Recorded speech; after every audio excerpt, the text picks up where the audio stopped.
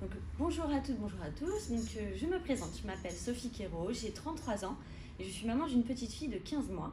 Et aujourd'hui, j'ai l'honneur de vous présenter du coup ma soutenance orale concernant mon stage que j'ai réalisé au sein du laboratoire de Chevilly-Larue. Donc, dans un premier temps, je vais vous parler de mon parcours personnel et des raisons qui m'ont amené à m'inscrire au centre de formation Avlis, pour ensuite vous faire une présentation de l'établissement dans lequel je suis et notamment aussi du groupement des laboratoires Teboul, puisque maintenant il existe 3 laboratoires au sein de l'équipe Teboul. On parlera également de mes missions qui sont dispatchées donc en 4 blocs de compétences que je décrirai et que j'expliquerai tout à l'heure. Bien sûr, en découleront les difficultés que j'ai pu rencontrer et les solutions trouvées qui m'ont aidé justement à améliorer mes conditions de travail. Et je finirai donc par un petit bilan de ces 6 mois de stage et des remerciements. Concernant mon parcours personnel, donc en 2006, j'ai obtenu donc mon baccalauréat littéraire option anglais renforcé, pour après me dévier en 2009 donc vers le BTS Management des unités commerciales. En découle un parcours professionnel logique par rapport à mon diplôme, puisqu'en 2009, j'ai commencé à travailler chez Petit Bateau en tant que première vendeuse, et j'ai évolué par la suite donc chez Etam en tant que responsable adjointe de magasin, responsable de magasin chez Eram en 2017. En 2020, ma fille est née et c'est là où j'ai réalisé que le commerce prenait beaucoup trop de place dans ma vie et que je ne pouvais plus allier ma vie personnelle et ma vie professionnelle.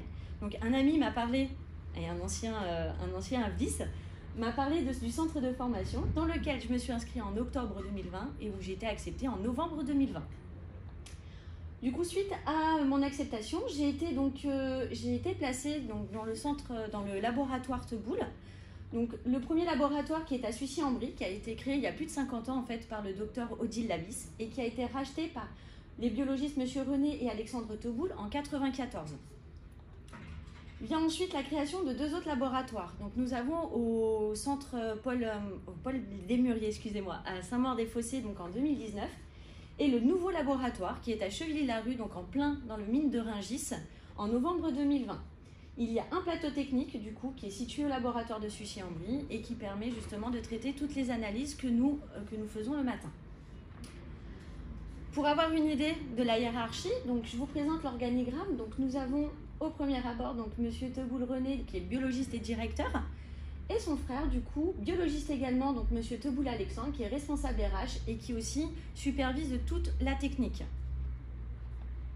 Vient ensuite donc ma tutrice et responsable de qualité, Madame Morin Muriel, qui fait donc l'intermédiaire entre nous les biologistes quand nous avons du mal surtout à les joindre, puisque c'est vrai qu'en ce moment c'est assez compliqué.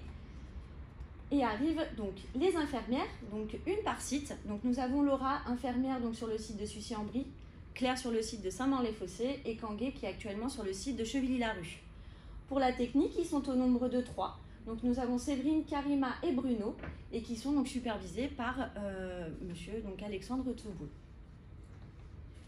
Et nous voilà nous, les secrétaires. Donc généralement 2 par site, sauf pour celui de Sucy-en-Brie où du coup elles sont 3 puisque c'est là où on embrasse le plus de dossiers.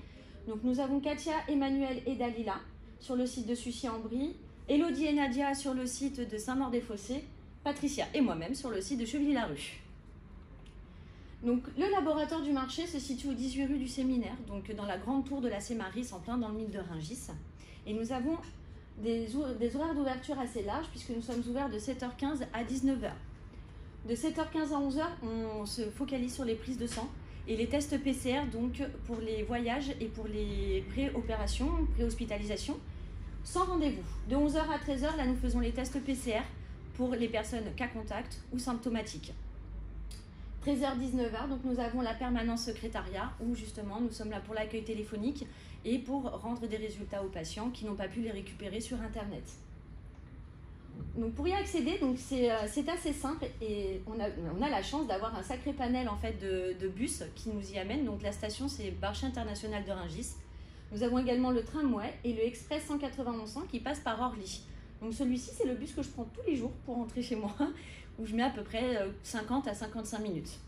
On peut y accéder également par la route, grâce à la N7 et via la A86. Pour donc la fréquentation du laboratoire, donc nous avons ouvert le laboratoire fin novembre 2020. Donc nous avons commencé avec une faible quantité de dossiers. On faisait essentiellement des tests PCR puisque nous travaillons avec beaucoup de personnes de bureau. Et les dossiers de prise de sang ont petit à petit augmenté. Donc là, nous sommes à entre 20 et 30 dossiers par jour, en plus des PCR.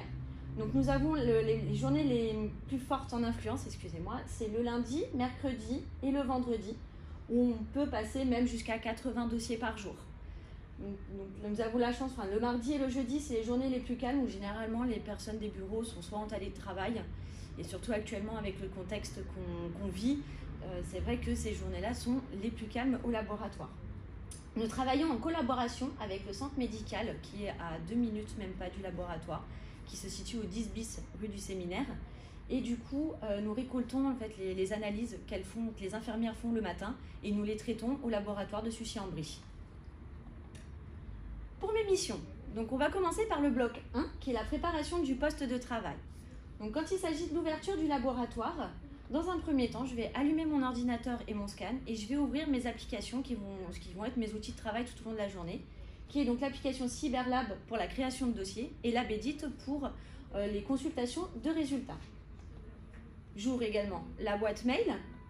Je vérifie également mon matériel de bureau, donc les planches d'étiquette, les feuilles blanches pour l'imprimante et aussi nos pochettes transparentes pour les dossiers, mais également notre matériel pour les analyses d'urine et les analyses de sel. Je désinfecte bien sûr mon bureau et le comptoir suite aux mesures sanitaires qui ont été mises en place face à la Covid-19. Pour la fermeture du laboratoire, je vais vérifier dans un premier temps si certains résultats sont déjà tombés. Si c'est le cas, je peux clôturer et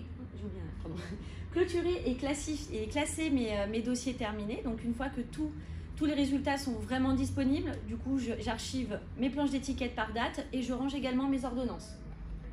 Je vérifie si tous les mails ont été traités pendant la journée, comme ça évite aussi une accumulation de travail le lendemain matin, surtout si nous avons du monde pour les prises de sang. Je vérifie également et je prépare pour ma collègue ou pour moi-même le réassort pour le lendemain et je mets de côté les dossiers qui restent à vérifier où les résultats ont pris un petit peu de retard.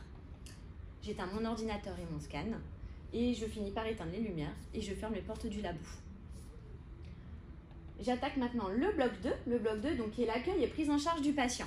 Donc nous avons deux cas de figure. Le cas de figure, c'est l'accueil physique. Donc bien sûr, j'accueille mon patient avec le sourire et j'écoute sa demande. Donc s'il s'agit d'une prise en charge ou simplement d'une recherche de résultats. Lorsqu'il s'agit d'une prise en charge, donc bien sûr, je lui demande s'il est déjà venu ou si ce n'est pas le cas, donc je lui demande sa carte vitale. Et s'il est déjà venu, je fais une recherche de dossier via son nom et son prénom.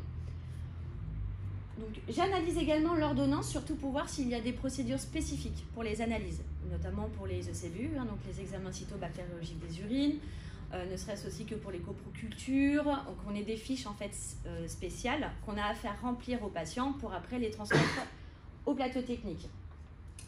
Et bien sûr, une fois que le dossier est fait, je fais patienter le patient jusqu'à ce que l'infirmière soit disponible. Quand il s'agit des résultats, donc je récupère le coupon qui lui a été donné au préalable avec son numéro de dossier. Je vais sur l'application LabEdit et qui me permet d'avoir accès aux résultats et de les imprimer, de les donner en main propre.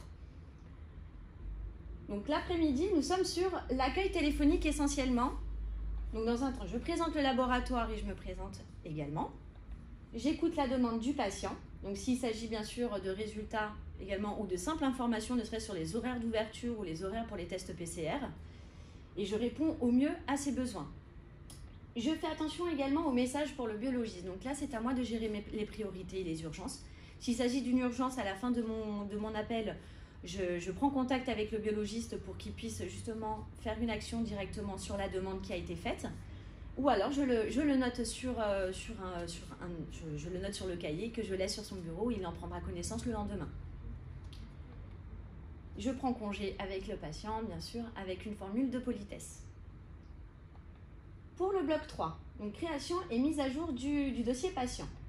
Donc, premier cas de figure, première visite du patient au laboratoire. Donc, comme je disais tout à l'heure, je lui demande donc sa carte vitale pour inscrire toutes les données personnelles. Donc, numéro de téléphone, date de naissance et adresse mail. Et bien sûr, le numéro de sécurité sociale. Je demande par la suite la mutuelle, donc pour éviter d'avancer les frais.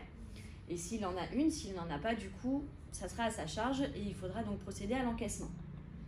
Je saisis donc la deuxième partie. Donc je saisis le numéro du médecin, le nom du médecin. Donc nous avons une logique, c'est d'écrire les 3 premières lettres du nom de famille et la première lettre du prénom. S'il n'apparaît pas dans notre base de données, nous le créons via justement le numéro ADELI que nous pouvons trouver sur l'ordonnance. Je saisis les codes analytiques correspondant donc aux analyses qui ont été demandées. Je scanne mon ordonnance et je prépare le dossier pour l'infirmière que je mets en attente sur le comptoir pour qu'elle puisse le récupérer et procéder au prélèvement.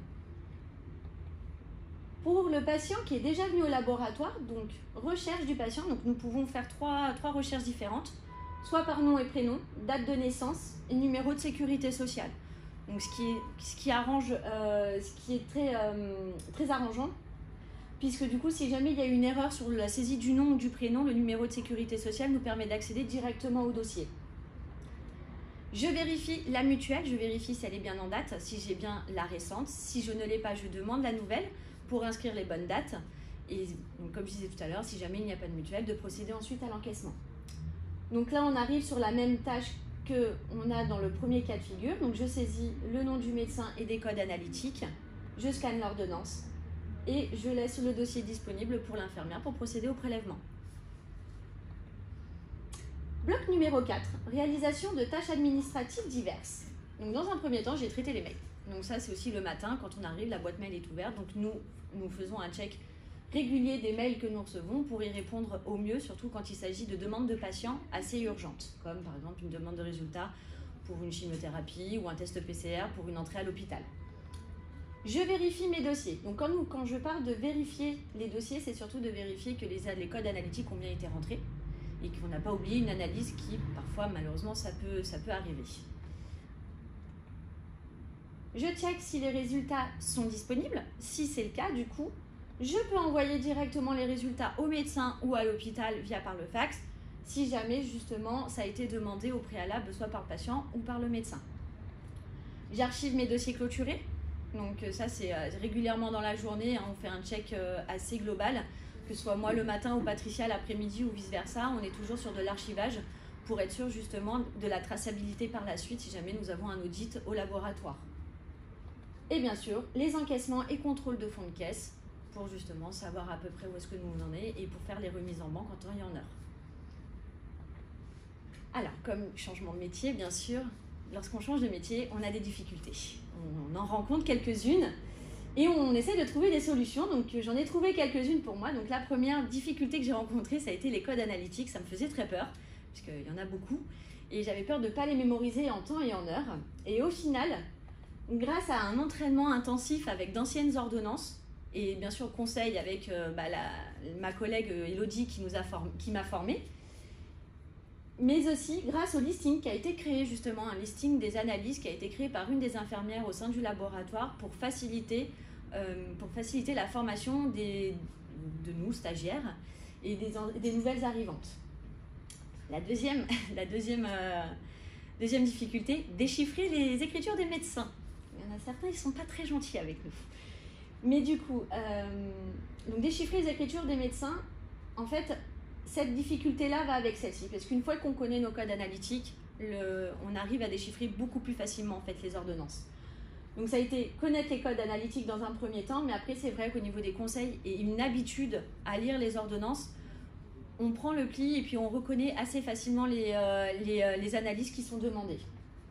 La troisième a été de retenir les procédures des examens spécifiques, comme j'expliquais tout à l'heure. On peut avoir justement des examens avec une fiche à remplir, une fiche d'information, ne serait-ce que sur les détails, les traitements, les médicaments pris, s'ils ont été hospitalisés. Donc ça, c'est important. Et c'est vrai que au premier abord, je n'avais pas l'habitude de faire remplir ces fiches-là. Et au final, c'est devenu un automatisme. Parce que on se dit, tiens, cette analyse-là est égale à fiche. Donc, on se le mémorise de cette façon-là. Et c'est vrai que quand on est deux, on a toujours la binôme qui nous rappelle, ah, est-ce que tu as pensé à faire remplir cette fiche-là ? Ou alors mettre directement la fiche dans le dossier lorsqu'il s'agit par exemple d'un prélèvement vaginal pour les femmes. On met la fiche PV que l'infirmière remplira avec la patiente en salle de prélèvement. Et la plus grosse difficulté que j'ai rencontrée sur ces 6 mois de stage, ça a été le manque de communication, qui nous a mis quelques bâtons dans les roues, si je peux me permettre de dire ça, où ça a été très compliqué en fait à gérer. Et en fait, la seule solution que j'ai trouvée, ça a été de me renseigner par moi-même, de ne pas attendre que l'information tombe et que j'aille chercher moi l'information, ne serait-ce qu'auprès de mes collègues, parce que généralement elles sont au courant avant nous, et auprès des biologistes quand on arrive à les joindre. Donc, ce qui n'est pas toujours facile. Donc, mon petit bilan sur ces 6 mois de stage, donc ça a été un changement de vie pour moi et c'était un changement de vie que je souhaitais. Donc j'en suis très heureuse puisque du coup j'ai appris un nouveau métier qui m'intéressait depuis des années et qui me permettait de mettre des qualités humaines en avant. Et ça pour moi c'est très important. J'adore le contact avec les gens, mais pouvoir être utile et aider des personnes, c'est encore mieux. Après, il y a eu un aspect quand même négatif, ça a été quand même une grosse remise en question pendant 6 mois parce que au vu des difficultés que j'ai rencontrées, j'ai beaucoup douté. J'ai eu beaucoup de mal en fait à me dire est-ce que je suis sur la bonne voie, est-ce que je fais est-ce que j'ai choisi le bon métier ou est-ce que je retourne tout simplement dans le commerce si je devais choisir la voie de facilité, je vais peut-être recommencer à travailler dans le commerce.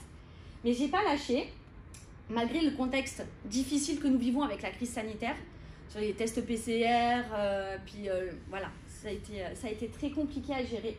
Mais au final, en prenant du recul et en écoutant les personnes autour de moi, j'ai su qu'en fait j'étais sur la bonne voie, puisque quand je vois mes patients qui arrivent et qui nous font des grands signes de la main, qui sont contents de nous voir et que voilà, ils savent qu'on fait tout en fait pour essayer de leur faciliter les choses, ça me réconforte dans mon choix et je me dis qu'en fait oui, non, je suis sur la bonne voie et je veux continuer du coup et poursuivre ma formation du coup en assistante médico-administrative. Donc j'arrive à la partie des remerciements. Donc tout d'abord, merci au Centre Abyss, merci Madame Peyer, merci Madame Benoni de m'avoir donné cette chance, excusez-moi, de m'avoir donné cette chance de pouvoir recommencer ma vie. Excusez-moi, je suis désolée. Non, ça va aller, c'est gentil. D'avoir pu recommencer ma vie et repartir sur de bonnes bases, pouvoir offrir à ma fille ma présence. Et ça, pour moi, ça n'a pas de prix. Je remercie également toute l'équipe du laboratoire qui a su nous soutenir dans les moments difficiles qu'on a pu rencontrer, surtout au mois de mars où ça a été très compliqué au laboratoire. Et particulièrement ma binôme Patricia, qui, heureusement qu'on s'est eu toutes les deux pour pouvoir s'entraider. Et je suis tombée sur une très bonne équipe et ça, à mes yeux aussi, ça n'a pas de prix. Bien sûr, je remercie ma famille et mes proches, mais surtout mon mari, du coup, qui a su me porter vers le haut et qui a su me soutenir et m'aider comme il le fallait. Donc pour ça, un grand merci. Voilà.